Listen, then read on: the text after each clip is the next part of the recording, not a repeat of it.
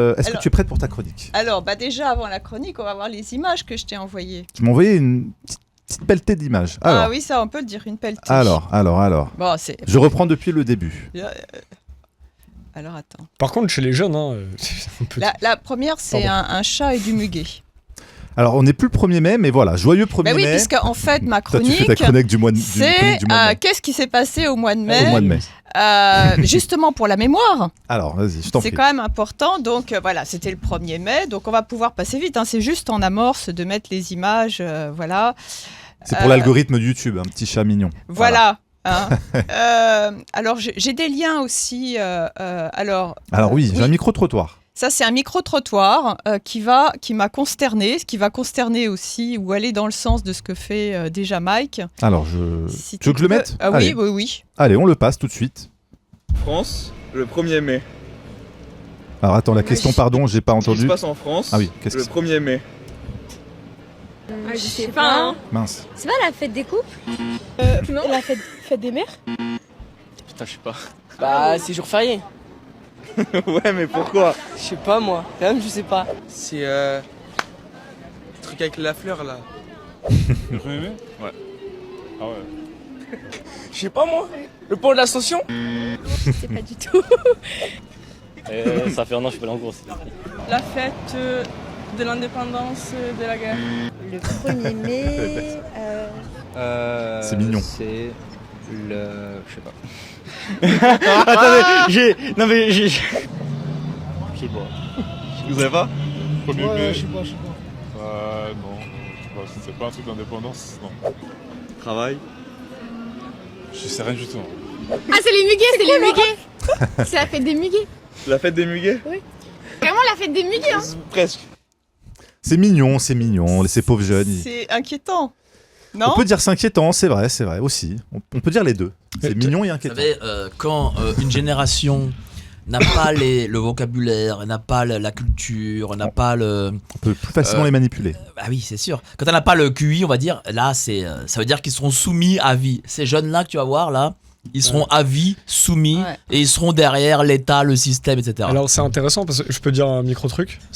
Oui. Là-dessus, c'est que moi, quand je fais des micro-trottoirs, j'aime bien aller voir les lycéens. Et le truc, c'est que c'est vrai que les lycéens n'ont jamais de culture politique parce que, en fait, à l'école, normalement, t'es pas censé en faire. Et nous, on n'aimerait pas que nos jeunes soient éduqués par l'éducation nationale. Enfin, en tout cas, ils le sont déjà. Hein.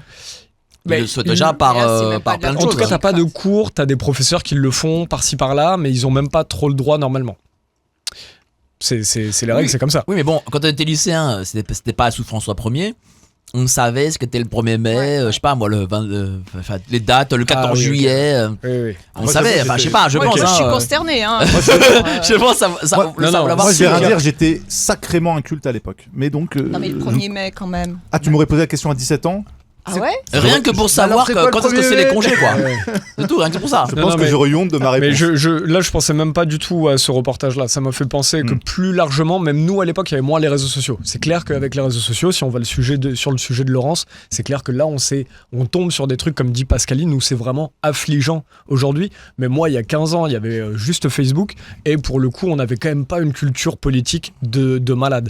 Moi, j'étais passionné de politique à 14 ans, mais j'étais tout seul à en parler dans mon coin. Tu vois ce que je veux dire ? Donc c'est un problème de plus longue date, c'est comment est-ce qu'on fait pour avoir des lieux pour qu'on puisse parler de politique peut-être avec les jeunes, mais sans faire de propagande, tu vois. Et Mais alors encore une fois, j'aurais répondre. quand même précisé que c'est pas me moquer de ces jeunes qui ne savent pas. C'est le fait qu'on leur apprenne pas. Voilà, c'est le constat général. C'est bien ça qui m'a consterné. Il y a aussi, il faut le dire, au niveau de la nouvelle génération, sans passer pour un vieux con, un côté... ils ne sont pas curieux des choses.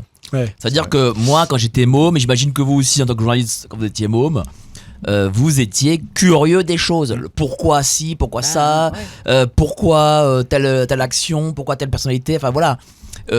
Aujourd'hui, ils ne le sont pas du tout. Il faut se dire.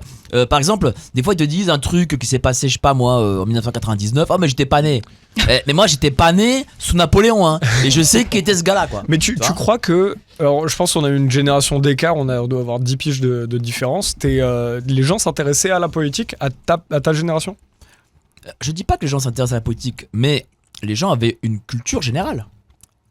C'est vrai qu'on a perdu. Ah bah non, mais moi je te dis, c'est différent. Non, parce que là, on parle du premier. Le 1er mai, c'est un fait de société plus que de politique. C'est un jour férié lié au travail. Alors, on n'est pas obligé de savoir que c'est un truc de communiste ou machin, mais ne serait-ce que de savoir que ça existe. Je sais pas. C'est vrai. Oui, vous allez plus. La deuxième image. Alors, alors non, il y a une vidéo. Ah, tu veux mettre le muguet fait du travail. Ouais. C'était la réponse pour ceux rappeler. qui ne savaient pas. Voilà. Hein, parce qu'il y a quand même des cartes qui le rappellent. Ensuite. Alors ensuite, c'est une. En fait, ma chronique n'est pas encore commencée. Hein, on a bien... Ah. Alors ça, bah voilà, ça doit être c'est une vidéo. Ah oui, alors ça rappelle ce qui était aussi pour illustrer le travail d'Alexandre Jardin, mais là c'est sur les pistes cyclables. Ok. On met la minute 53 okay. Tu mets ce que tu veux, mais je pense que c'est déjà il est coupé. Ne fait que 300 mètres. Mais sa traversée peut être épique. C'est complètement débile. C'est pas possible. En à peine 1 heure, nous assistons à plusieurs face-à-face dangereux. Ce conducteur perd patience et se met en infraction en se déportant sur la piste cyclable face à 2 vélos. C'est pas une réussite. Depuis 1 mois, les voitures doivent partager la moitié de la chaussée avec les cyclistes. Nous avons voulu vérifier, chacun a bien le même espace. Oui. Mais lorsque 2 véhicules se croisent, l'un doit stationner dans ses écluses de croisement pour laisser l'autre passer. Ouais, ça c'est vrai que ça arrive de plus en plus maintenant. Et ça c'est à Strasbourg. C'est dangereux en plus. C'est super dangereux. Il y a des policiers qui sont là pour mettre des amendes aussi pour ceux qui stationnent, pour laisser passer. Enfin, c'est complètement délirant. Et Strasbourg avait été pionnier en matière de voies de covoiturage. Voilà, et les là, voies à gauche. De tout ça, ils sont en train ils vont revenir en arrière parce que les gens. Mais là aussi, mais non, mais ils reviennent pas en arrêt. Ils font exprès. Ils veulent que les gens s'insultent entre eux, se pètent la gueule entre eux. Ils veulent que qu'un mec, un mec qui fait du vélo balance son vélo sur la gueule d'un automobiliste. Voilà, ça, on les fait passer là-haut. Mais oui, mais pourquoi ? Parce que il faut diviser, il faut catégoriser, il faut communautariser. D'ailleurs, la République dit il n'y a pas de communauté. Mais la République, moi, c'est ma marotte. Moi, je pense d'ailleurs quand Alexandre Jardin a parlé de République, bon. Oui, il aime bien ce terme. Il est très gentil. Moi, je suis pas d'accord avec mais la République, déjà, sortons-en. Avant de sortir du Frexit, tout ça, sortons de la République. Parce que c'est elle qui fait les conséquences que l'on vit aujourd'hui, c'est à cause de ces fameuses valeurs, de ce fameux régime et bon.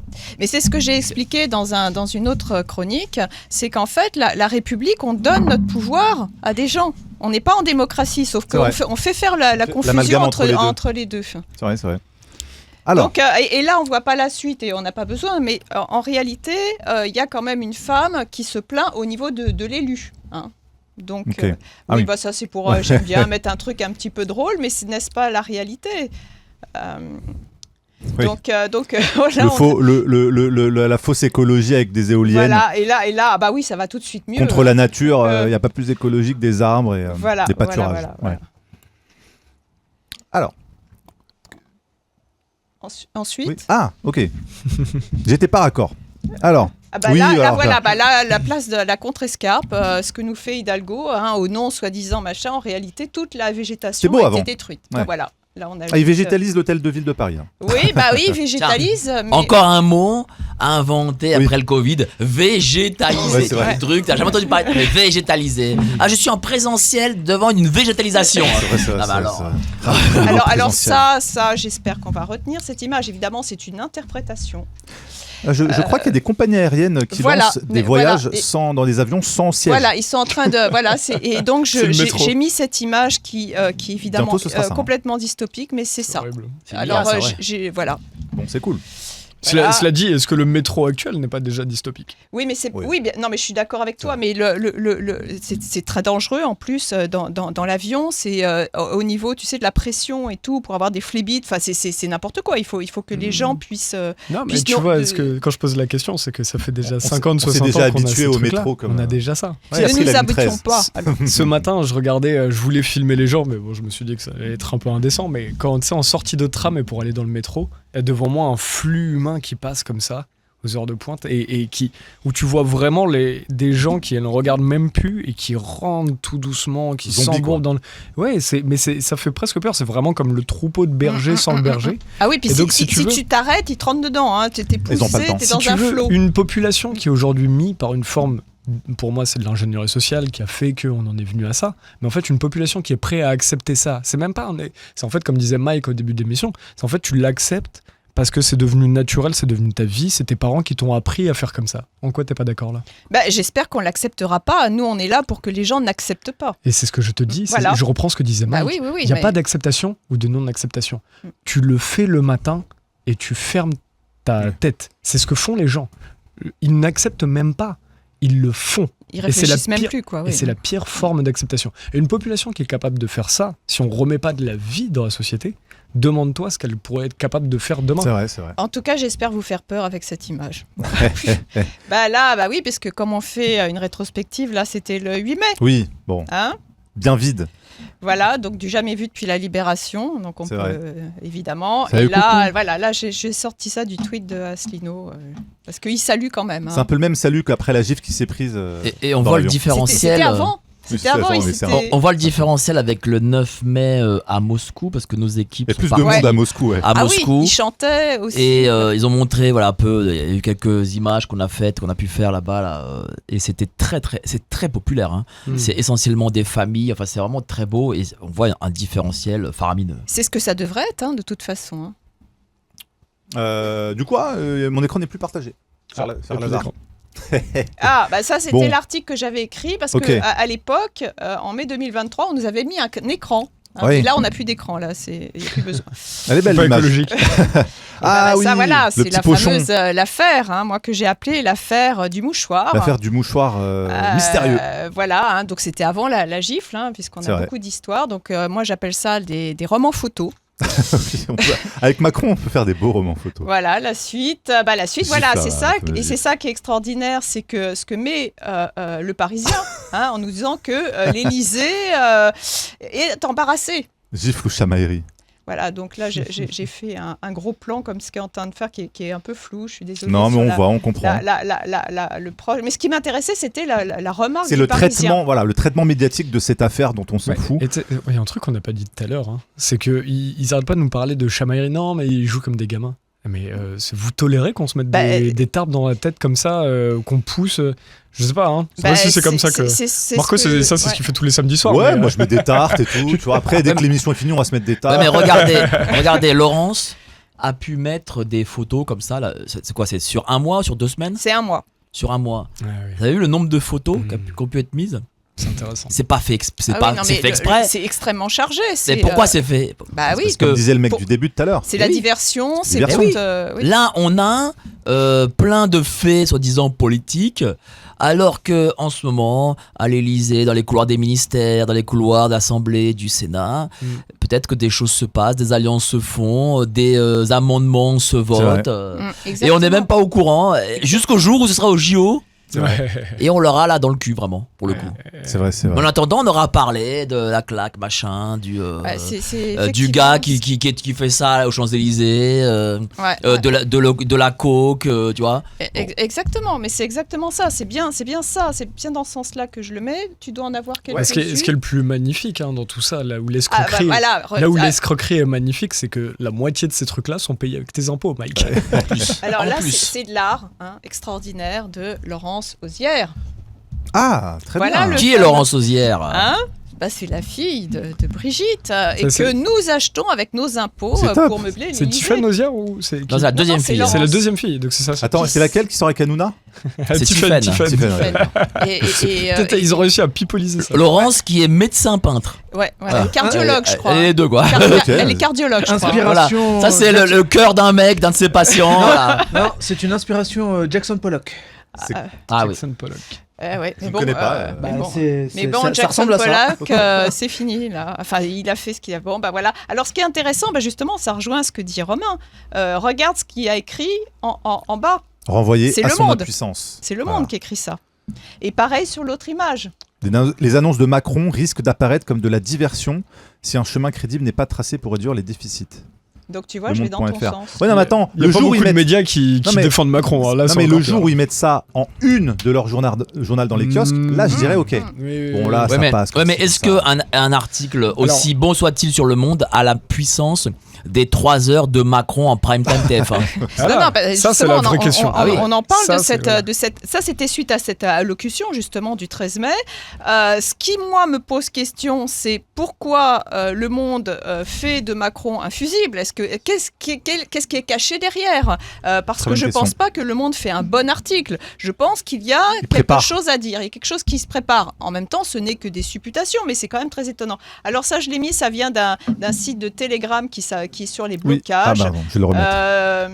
Oui, liste des blocages. Voilà, je suis inscrit aussi à ce... Voilà, la liste des blocages où on voit coude à coude les taxis et les agriculteurs. Et celle d'après, quand je suis allée sur les Champs-Élysées, il y avait les taxis. Alors, soyons honnêtes, même si je vais finir l'article, ma chronique dessus, on sait que les tracteurs sont rentrés chez eux, on sait que les taxis, ils ont passé un mauvais quart d'heure avec les gaz lacrymaux, mais bon, ils font. Ils sont encore boulevard Raspail, le taxi. D'accord. J'ai été vendredi boulevard Raspail, ils y sont encore. Ils sont venus, ils ont vu, ils ont perdu. Pas totalement. Pas encore. Mais bon, comme les agriculteurs quand ils sont venus. Non, mais on est dans un monde où il y a les taxis qui manifestent avec les taxis et les VTC avec les VTC. Comment tu veux qu'ils gagnent? À un moment donné, on gagnera que si on est tous ensemble. Parce que quand les gens essaient de fusionner entre eux, ils se font défoncer la gueule. Soit ils s'engueulent, c'est vrai, soit le pouvoir... Et puis ils n'ont pas les mêmes intérêts. En plus. Et ben voilà, je t'en prie, la chronique. Donc, justement, mai, ce mois particulier qui commence par un jour férié, c'est le seul mois de l'année comme ça, avec parfois 3 ponts d'affilée qui donnent cet agréable avant-goût de vacances estivales. Ces jours où l'on ne travaille pas normalement, mais cela a-t-il une signification? D'abord parce qu'il y a des gens qui travaillent même les jours fériés, et puis il y a aussi des gens qui ne travaillent pas, donc les jours fériés, ça ne change pas grand-chose. Mais pour qui fête-t-on le 1er mai, appelé aussi fête du travail? Vaut-il mieux la baptiser fête du muguet, que l'on peut acheter, donc c'est le seul jour de l'année qu'on peut acheter dans la rue gratuitement. Ce muguet porte-bonheur que l'on s'offre, assurément plus garanti que la préservation des acquis sociaux mis à l'honneur pourtant ce jour-là. Enfin, en tout cas, on le pense. Cela peut-il expliquer l'ignorance de cette jeune génération lors d'un micro-trottoir, donc on vient de voir, qui ne sait plus pourquoi le 1er mai est un jour férié? Mais n'est-ce pas compréhensible, d'ailleurs, quand ces acquis sociaux que l'on est censé fêter disparaissent d'année en année? Que fait-on désormais? Qui sont les travailleurs aujourd'hui? Très bonne question. Même, que signifie le mot travail? Parce qu'il y a plein de choses, j'ai vu, c'est un pavé. Et n'est-ce pas un mot qui recouvre des réalités très différentes? Est-ce que écrire ce billet ou est-ce que faire cette chronique, est-ce que c'est du travail? Alors, tu veux qu'on réponde? Si vous voulez. C'est une fausse question. C'est pour nous tenir en haleine. Oh. C'est pour te demander un peu de thunes là. Moi je paye en cacahuètes. Voilà. Des amandes. Il n'y a plus d'amandes. Qu'as-tu mangé? Elles étaient bonnes. Alors justement, c'est l'occasion de parler de notre cher Gabriel Attal. Parce que lui, visiblement, il nous déclare qu'il croit au travail. Il a l'air de savoir ce que c'est. Le mec qui n'a jamais travaillé. Voilà, et que c'est le travail, nous dit-il, qui nous permet de créer de la richesse, d'assurer notre indépendance et notre avenir. C'est du Gabriel Attal. Enfin, en tout cas, il le lit. Mais alors, de quoi parle-t-il? Est-il lui-même en train de travailler quand il produit ce discours? Que signifie travailler? Alors là, je suis un peu moins joyeux quand on est quand même dans un pays désindustrialisé, entre délocalisation, vente et faillite, que le secteur tertiaire mal en point est à l'aube d'une complète restructuration avec l'IA. Alors, s'il n'y a plus d'emploi, s'il n'y a plus de travail rémunérateur, et puis ou s'il y a du travail rémunérateur, qui rémunère qui exactement? Autrement dit, à qui appartient cet argent gagné par le travail? Pas seulement ce qui est retiré avec les taxes, les impôts et tout, ça on a bien compris que ça partait très vite, mais celui qu'on ne peut plus retirer en espèces. Et qu'en sera-t-il quand l'argent liquide sera interdit, tel que le souhaite Gérald Darmanin? Alors il s'est rétracté, mais enfin... Il a lancé un steak comme ça. Voilà, jusqu'à quand? Parce qu'à mon avis, c'est pas par hasard que ça soit venu à nos oreilles, afin donc surtout de lutter contre la drogue. Bon, alors c'est vrai que je ne suis pas du tout convaincue de cet outil de lutte contre la drogue. Je ne sais pas si vous êtes convaincus que ça va marcher, et surtout si les drogués... Enfin bon... Non, mais Laurence, tu crois vraiment qu'ils ont envie d'enlever la drogue de la société? Mais non, surtout, peut-être pour certains, tu vois, qui vont... Pas à l'Assemblée nationale. Qui vont fumer leur bœuf, machin, mais pas... Il y a eu un article là, sur la cocaïne. Tu sais combien de personnes fument aujourd'hui toutes sortes de choses illicites? Si tu les enlèves dans la société... J'aimerais bien voir la gueule du monde dans 3 ans. C'est la paix sociale. On s'achète une paix sociale. Ouais. Alors, en revanche, donc ce retrait de l'argent liquide est assurément efficace pour contrôler l'argent du citoyen.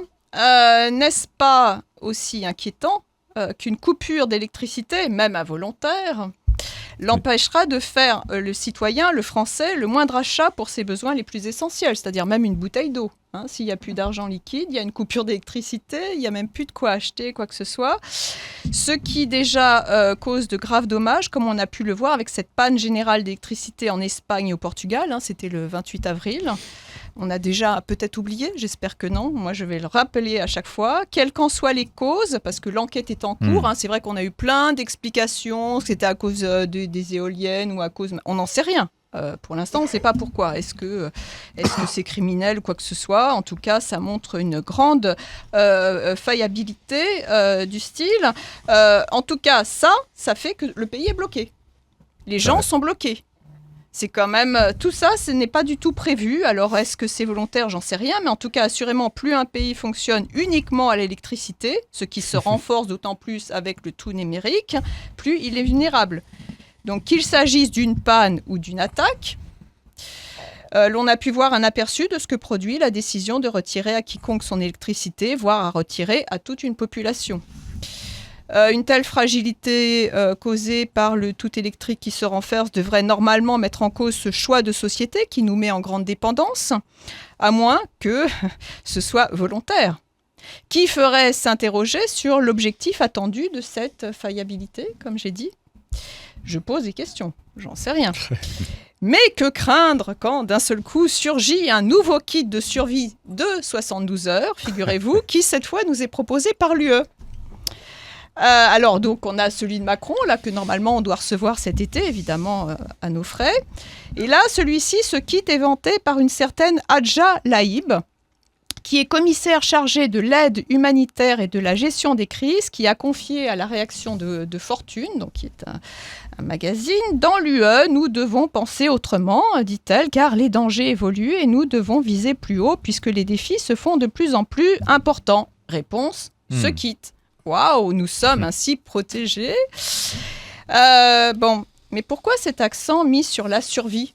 Toujours des kits de survie, comme si on devait survivre désormais et ne plus vivre, donc à la merci de n'importe quelle décision. Bon, alors, on va positiver. Le côté positif, c'est qu'on est formé à vivre, à apprendre à vivre dans l'incertitude, que ce qui peut être donc du coup vu comme un atout, ainsi à savoir naviguer dans cette incompréhensible actuelle à tendance chaotique, le fameux chaos où les gens vont se battre entre eux peut-être, que l'on pourrait résumer par ce que j'ai appelé la grande confusion, faisant notamment de l'augmentation de nos factures d'énergie sa métaphore.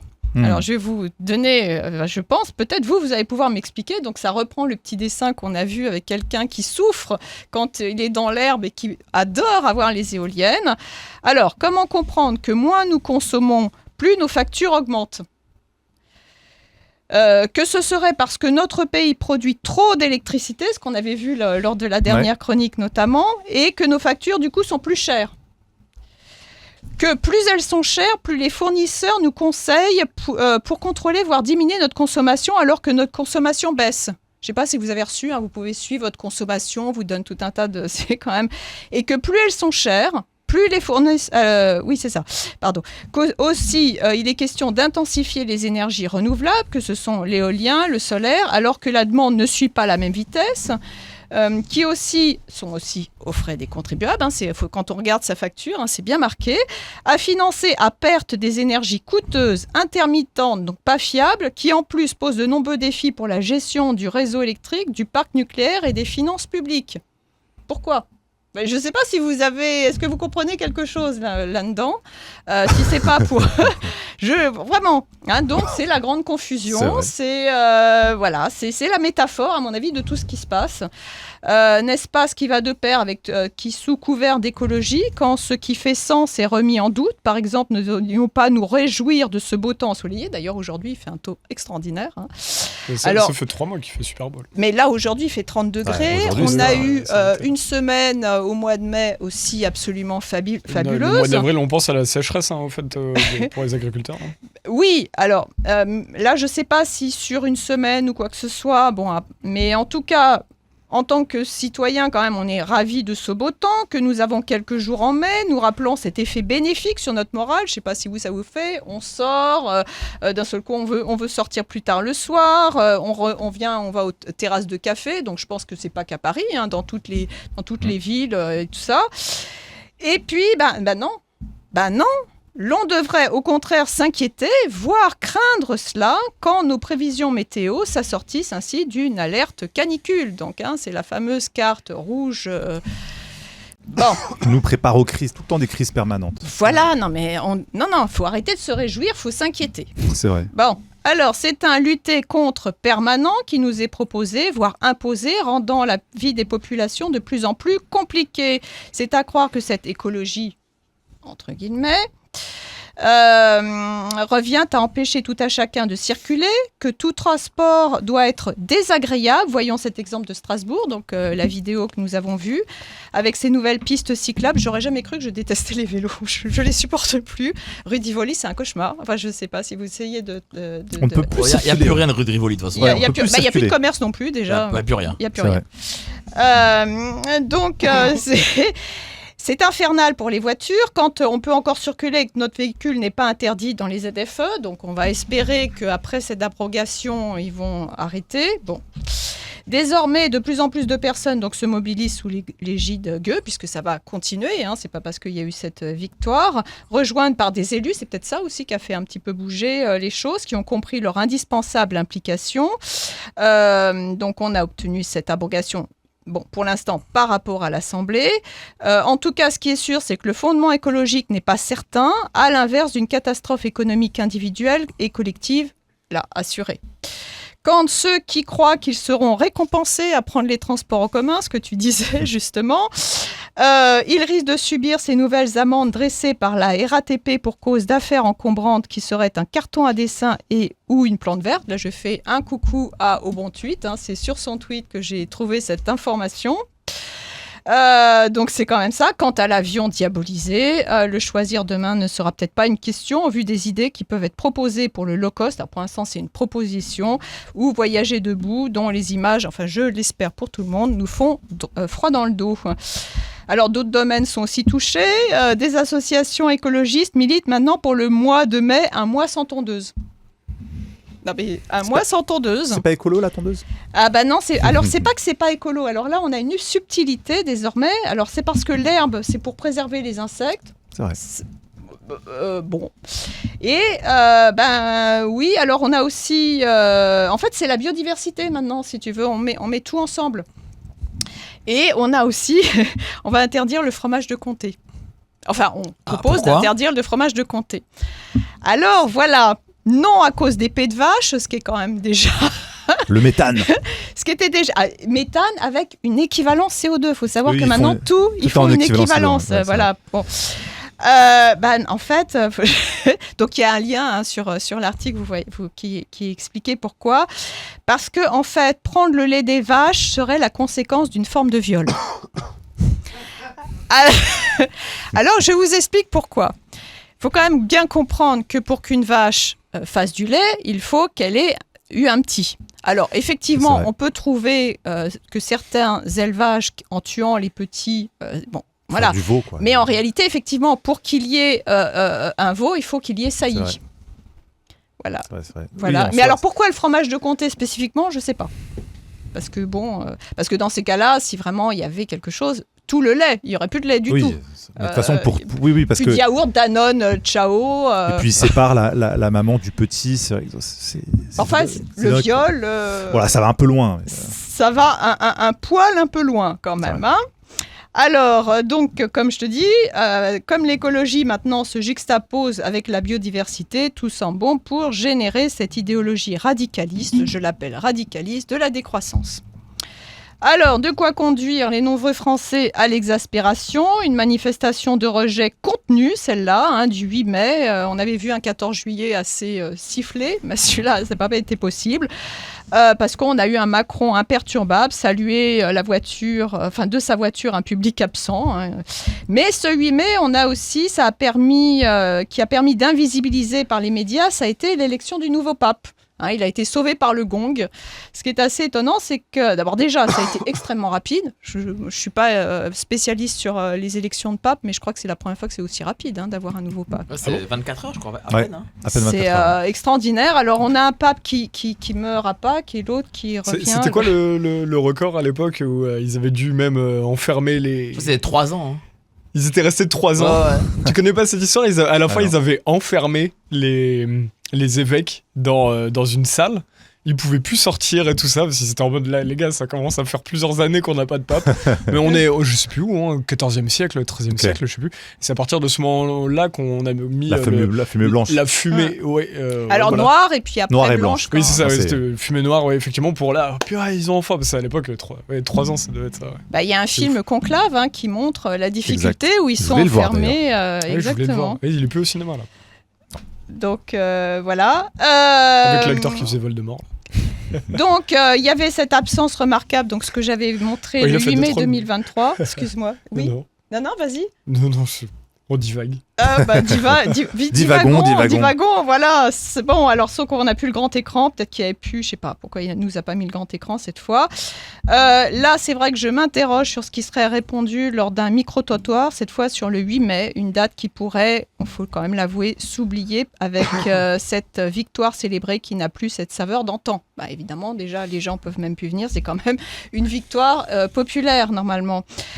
Qu'aussi reste ce doute sur la paix en France, avec les propos de la veille où Macron faisait sa première conférence de presse franco-allemande, a révélé son projet d'utiliser notamment l'épargne des Français pour un possible effort de guerre.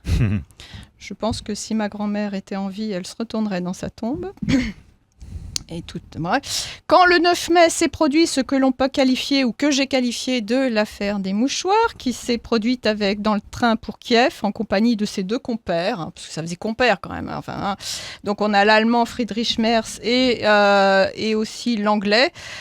Keir Starmer. Alors cette fois, les médias, là, ils ont dû intervenir. Il n'y a pas eu d'autres élections de pape qui a sauvé Macron. Alors donc, on sait qu'il y a des médias ils sont intervenus. C'est vrai que le sachet de cocaïne et la cuillère de coke a été identifié par certains. Bon, moi, j'y étais pas, mais enfin bon. C'est un mouchoir. Voilà. En tout cas, il y a quand même cette dissimulation qui s'est faite précipitamment à l'image. Ça, on l'a vu. Macron de son côté et l'anglais de l'autre, qui sont devenus un mouchoir et un stylo par les décodeurs du monde. Et qui a informé, donc a fait passer ce qu'a dit l'Élysée. Ceci est un mouchoir pour se moucher. Ceci est une Union européenne pour faire avancer la paix. Donc, si on renverse que c'est pas un mouchoir... Bon. Voilà. Pendant ce temps, les négociations pour la paix patinent au-delà de cette affaire pour laquelle je ne sais comment réagir. C'est ce qu'on disait. Quelle place lui donner ? Est-ce que cela cache quelque chose ? N'assistons-nous pas bien à une curieuse photo, même très dérangeante, de gens hilars pendant que continue ce bain de sang en Ukraine ? C'est même pas l'affaire. On s'en moque de ce mouchoir. C'est de voir ces gens qui rient, qui sont censés la négocier quelque chose pendant que des gens s'entretuent avec leurs armes qu'ils envoient et qu'ils veulent continuer d'ailleurs. Donc il va s'en suivre cette autre affaire, l'affaire de la gifle donnée par Brigitte Macron au sortir de l'avion à l'arrivée au Vietnam. Il y a eu pas mal de négociations au Vietnam qui ont soutenu des amis de Macron, mais ça c'est pas tellement dit. Quand donc le Parisien indique la vidéo qui embarrasse l'Élysée avant une prochaine affaire, je sais pas, qu'est-ce que vous imaginez qu'on va nous faire comme prochaine affaire, je sais pas, les cheveux de Brigitte, je sais pas, qui manquera pas de se retenir. Donc là, on a quand même affaire à un roman photo, certainement pas à la hauteur, et c'est ce qu'on disait, certainement pas à la hauteur de ce que l'on a peut attendre des responsables politiques. Enfin, il y a un truc qui va pas là. Quand je dis un truc, un complet décalage avec ce qu'on retrouve au Festival de Cannes. Oui, il y a eu le Festival de Cannes qui a eu lieu du 13 au 24 mai. Qui se mobilise pour l'Ukraine. C'est-à-dire qu'il y a eu des généraux ukrainiens, il y a eu tout un hommage pour l'Ukraine. C'est-à-dire que tout le festival était pro-Ukraine. Enfin, pro-Ukraine. Tiens, question là, qui était Palme d'Or à Cannes? Eh ben, c'est un film que j'ai vu d'ailleurs. Tu es la seule à avoir vu. Je ne pourrais pas répondre à cette question. Je sais pas qui c'est. De Panahi. Attends, mais, tu vois. Non, mais j'ai été le voir en plus parce que donc l'UGC et MK2 rediffusent les films de Cannes qui ont été primés. Et, mince. C'était un bon film au moins? Écoute, oui, c'est un film iranien, donc on peut se poser la question si c'est pas une palme politiquement correcte. Oui, si tu écoute, parce que quand je suis dans la logique de la chronique, il y a mon cerveau Alors qui en plus, il faut connaître ça parce que Raph nous attend. Bah oui. Ah mais là, j'arrive au bout. J'arrive au bout, mais il faut dire que je parle de 1 mois et puis en plus, pendant 1 mois, il se passe énormément de choses. Donc en fait, là aussi, je ne comprends pas. Donc d'abord, ce soutien entre guillemets qui est de continuer des armes à l'Ukraine et donc à poursuivre la guerre. Je m'adresse aux gens de cinéma quand même. Ensuite, ce rôle politique donné à un festival de cinéma qui n'a pas compétence à prendre parti en toute objectivité, que je sache. Et enfin, cette confirmation d'une juxtaposition art et politique qui rappelle les pires régimes où l'art était détourné, se faisant propagande. Alors, l'achat du tableau de la fille de Brigitte Macron, Laurence Auzière, par l'Élysée, était-il une amorce ? Je ne sais pas si ça vaut le prix alors après. Bon. Certes, cela peut rentrer en contradiction avec cette preuve que nous sommes toujours en démocratie, diront les médias, le retour des référendums. Alors là, c'est un peu long, mais enfin... Donc il y a le référendum de Bayrou et de Macron. Donc Bayrou, lui, veut faire un plan d'ensemble afin de réduire le déficit public et la dette, sauf qu'il faut que Macron l'approuve. Et ça m'étonnerait que Macron l'approuve. Et en plus, on nous dit déjà que Bayrou patine. Cotteret, Macron, j'en avais déjà parlé de ce référendum. Donc là, c'est reparti, mais avec la même chose, c'est-à-dire on ne sait pas la date, on ne sait pas les sujets et tout. Et là, c'est Le Monde, comme nous dit exactement Romain. Notamment que il est... Mais arrête, on va croire que je suis un commercial pas de ce journal que je déteste. Non, mais pas du tout. Ça montre quand même un changement. Je sais pas pourquoi, je sais pas comment l'interpréter, mais ça montre ce changement quand le journal Le Monde casse Macron, casse son idée de référendum. Donc c'est eux qui citent quand même. Attends. C'est le problème avec les interventions présidentielles chargées de promesses. L'attente est souvent déçue. C'est Le Monde qui écrit ça. Alors que ses conseillers en communication faisaient entrevoir depuis plusieurs jours l'annonce imminente d'un référendum, Emmanuel Macron s'est gardé mardi soir 13 mai sur TF1 de s'engager dans cette voie. Il a seulement évoqué la perspective de plusieurs référendums en même temps, tiens, on a encore un en même temps, dans les mois qui viennent, évitant de s'engager trop précisément ni sur les sujets qui pourraient donner lieu à une consultation, ni sur la date, donc comme en février. Donc c'est quand même très étonnant. Et autre chose aussi quand même qui est très important, c'est que pendant qu'on nous fait ça et tout, on a quand même le traité pandémie de l'OMS qui a été signé le 20 mai. C'est vrai. Il y a eu tout ça dans un seul mois. D'ailleurs, Akhenaton l'a dénoncé sur Twitter. Mais Akhenaton qui est toujours là, le rappeur d'IAM, qui est là depuis le début, même sur le pass sanitaire. Et pour ceux qui ne savent pas, je cite un texte de l'OMS. Un des principes généraux du droit international veut qu'une fois qu'un instrument juridique international est en vigueur, il a force obligatoire pour ses parties qui doivent remplir en toute bonne foi les obligations qui en découlent. Il n'y a plus de souveraineté. Alors, il faut vraiment qu'on reçoive Raph, parce que le pauvre... Ça fait 40 minutes. Voilà, enfin c'est le One Elle m'avait dit 20 minutes. C'est le nettoyage. C'est parce qu'on a été, je voulais bien. On a le nettoyage du printemps. Nettoyage du printemps, tel ces blocages, parce que je voulais finir quand même sur des gens qui agissent, même si ils ont été éconduits. Voilà. Merci beaucoup, Laurence. C'est dur de résumer un mois en moins de 40 minutes. Ah mais oui, bon. j'ai pas tout fait. J'avais la tête un peu, à mon avis, quand Romain lit la presse, moi j'avais la tête comme ça. C'est qu'on a quand même si on n'a pas de délai à tenir, on a quand même un horaire à tenir. Le pauvre Raph, il nous attend. Et tiens, juste avant, tu peux passer. Qu'est-ce que tu voulais que je partage?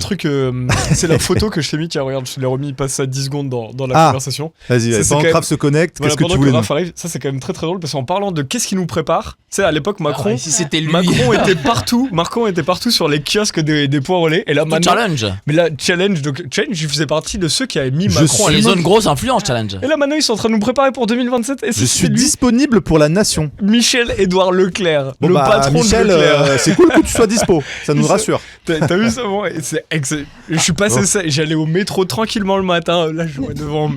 Est-ce qu'un jour Nexus aura comme ça un point en gros sur les ça kiosques, coûte cher ça, j'ai demandé combien ça coûte. Ah bah tiens. Et on m'a dit comme ça qu'ils font leur et on m'a dit propagande. en fait ils font ça juste c'est pour de la propagande, ça n'a aucun impact sur leur vente. C'est juste pour de l'influence et du prestige. Mais par contre, ça a de l'impact dans la tête des gens, sur les gens, pour la personne qui est sur la une. Peut-être que ça en a pas là pour Michel Leclerc ou un autre, mais ça en a pour. Est-ce que Raph est là déjà? Oui, désolé alors, Laurence, juste il faut dire, si vous voulez lire la fin, évidemment, vous pouvez le aller lire sur mon site. Relis le site. laurensvaki.wordpress.com. laurensvaki.wordpress.com pour lire la suite. Et les liens, et voir les liens.